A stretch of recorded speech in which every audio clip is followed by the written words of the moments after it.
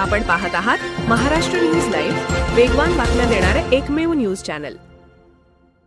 दारव्हा नगर परिषदेच्या कारभाराविरोधात मनसेचा संताप, कर बिलांची होळी करून निषेध। दारव्हा शहरातील वाढता कर आणि नागरिकांना भेडसावणाऱ्या मूलभूत सुविधांच्या अभावाविरोधात महाराष्ट्र नवनिर्माण सेनेच्या मनसेच्या कार्यकर्त्यांनी आज गोळीबार चौकात जोरदार आंदोलन केले। नगर परिषदेकडून आलेल्या वाढीव कर बिलांची प्रत्यक्ष होळी करून मनसे कार्यकर्त्यांनी प्रशासनाविरोधात तीव्र घोषणाबाजी करत निषेध नोंदविला।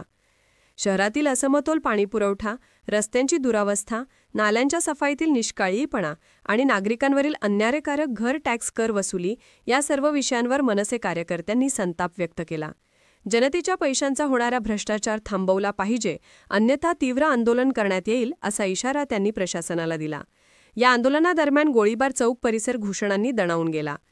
दारव्हा नगर परिषद हाय हाय, भ्रष्टाचार मुक्त दारव्हा हवे, कर भरला पण सेवा कुठे अशा घोषणांनी नागरिकांनीही मनसेसोबत आवाज उठवला।